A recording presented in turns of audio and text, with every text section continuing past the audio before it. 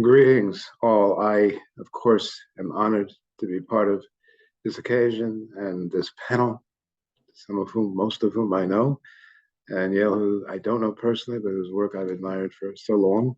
It's been so important to all of us. And of course, to Rosemary and memory and her work. I'm going to be mostly reading because I think that's the way to make most efficient use of the time that we have. So, reading and rereading Rosemary's work in the last few weeks reminded me of how many survivors I've known who created their own ISKOR projects. These were generally individual rather than collective initiatives, private rather than public, more improvised than planned, situated in found and created spaces rather than in pages. What they most essentially have in common was to find somewhere where the dead, the people, and their world could be remembered.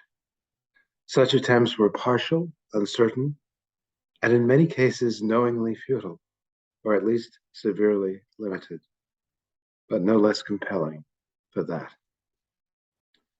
Rubin survived Lodz Ghetto and Auschwitz. He was one of the first survivors with whom I conversed for years, beginning in the 1970s. Like many survivors whom I got to know well, Rubin spoke of living in two worlds, and so effectively in neither one, at least not fully. One was home, Oak Park, Michigan, a lower middle class suburb of Detroit, where I met with many survivors in those years. This comes through, especially on audio tapes or constantly cars arriving and departing, kids coming in and out of the kitchen where we met, friends calling regularly, big sheepdog padding through the kitchen, followed by her four pups. A full life. Rubin's other life was centered at his work, a small electric parts store, which he owned and where he went every day. It was located in an area devastated by the 1967 Detroit riots or uprising and never restored. Rubin had the chance to move his store to a better neighborhood, he told me, but he chose not to. He speculated. I could have moved out years back, but sometimes I just feel, I don't know. It reminds me sometimes, like the buildings, all boarded up. Sometimes it reminds me, like the ghetto, from the riots in the city. They never did anything to it after, from the riots. Everything, it's a lot like in the ghetto. Everything was boarded up and ruined, a lot like in the ghetto. One ghetto thus reminded Rubin of another, and he could not leave either. After 67, only a few customers came in.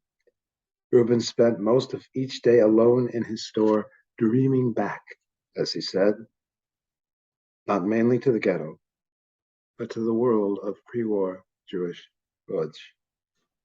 In exquisite detail, he described a variety of people in that world, the various schools of orthodoxy, Hasidim versus Mitnagadim, Zionists, anti-Zionists, secular, socialist, communists, scholars and workers, rich and poor, old and young. Above all, he emphasized that this was a world, a whole life that did not exist anymore. Not Jews in general, but this Jewish world, situated when and where it was. It's like an extinct species, he said, completely destroyed, completely wiped out. It's never going to be again.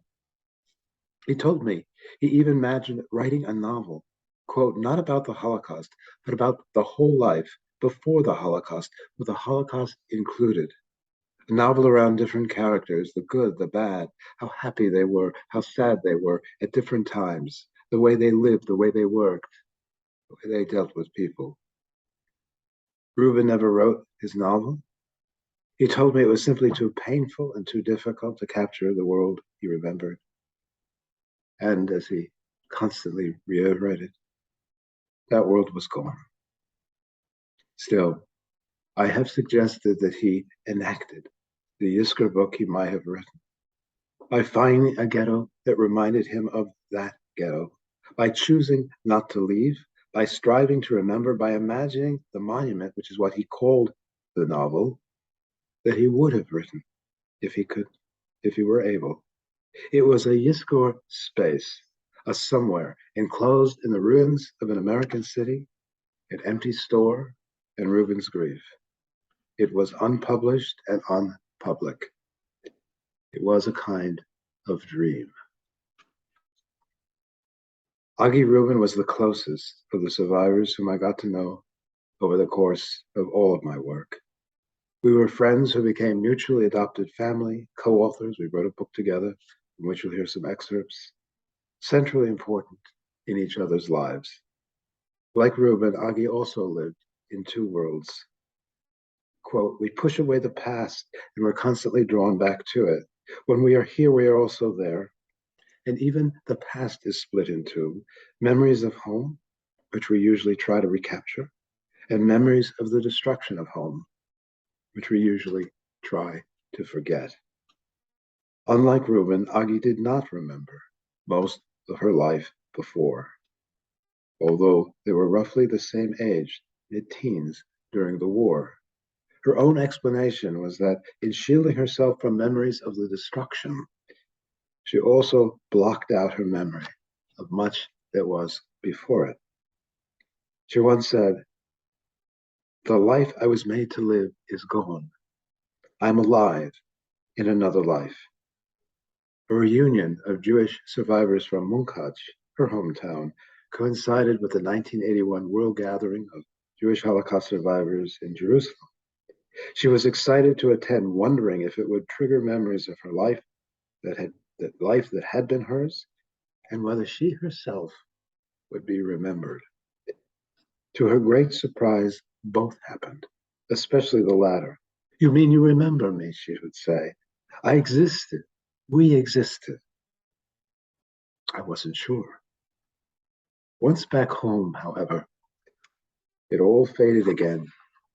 The names, the stories, the particulars, it was just an over picture, as Aggie put it.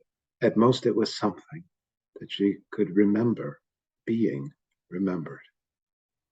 For Aggie, the past remained a shadow, and yet it was always there. It had no substantive location, no place, until the opening of the US HMM in 1993.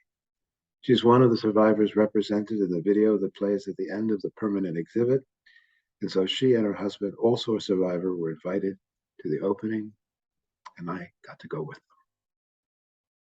As all who were there remembered, it was a miserable day, cold, wet, brutally windy on the mall that quickly became a field of mud. The joke among survivors was that they were back at Zeelappel, roll call, but now with umbrellas or green garbage bags. But it was also an improvised Yizkor space, at least the inside. Aggie reflected, quote, before the museum and other memorials, we had no place to go to remember. For years, I saw my mother floating in the air, in the smoke, in the wind, and I couldn't reach her. I couldn't bring her down. The museums and memorials are both for them, our dear ones, and for us. Like good listeners, they help bring out our memories and give them form. Like graves, they provide a place to revisit and to mourn.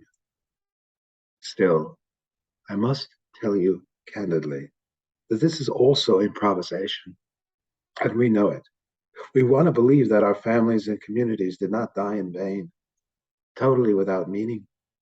We want to feel that they are somewhere, that what happened to them is somewhere, and not simply erased.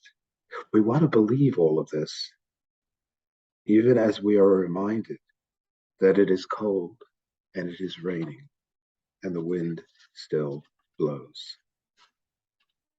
Somewhere, a space, a ghetto in Detroit, a museum in Washington, for Yizkor that was self-consciously improvised, uncertain, and wishful. And then there is time. Most of the Yizkor books include the notion of Lador Vador, the future generations will learn from what has been recorded, and unquestionably many have and many do. But within the complexity of real lives and history, perhaps most obvious within our own multiply catastrophic historical moment, What becomes relevant is hard to predict. Indeed, it may be impossible to predict.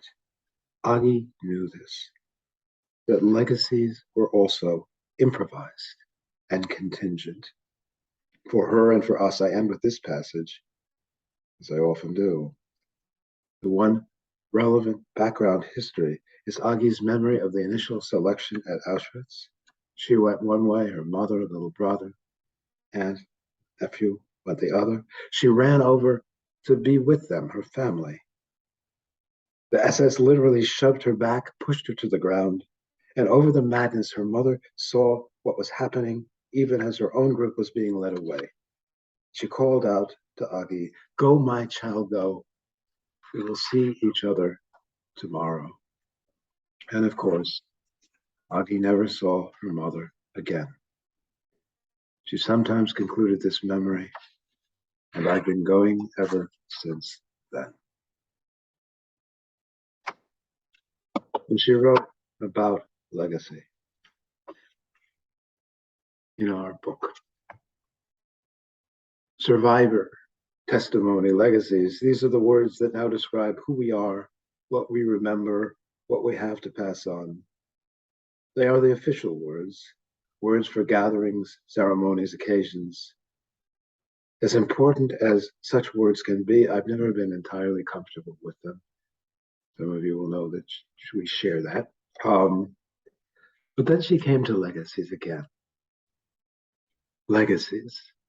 Perhaps I'm haunted by this one most of all. We who are there know how limited can be any parent's ability to prepare the younger generation for what can happen. We know that terribly well. Still, we tend to question ourselves. Were we too protective or not enough? Should we have guided them more or let them learn from their own mistakes and their own successes? This goes for our own children, but we also ask it in a much wider way. Have we done enough? We ask it. I ask it. But then I also think of my own parents, the legacy that I myself received.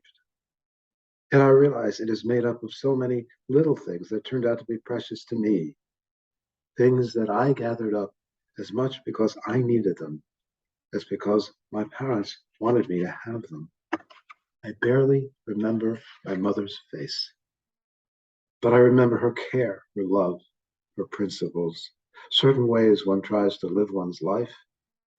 And looking back, I see that I have kept her with me in that terrible year and in all the years that have followed. My father, who survived, was with me through much more of my life. It was a full, mature relationship. And yet, when I think of him, I remember certain moments. I remember the way he sang Ein Kerahenu. Whenever I'm at the synagogue, I hear his voice at certain prayers or hymns. I remember how much joy he got out of singing that particular one. And when it comes up, he is again with me, and I am singing with him.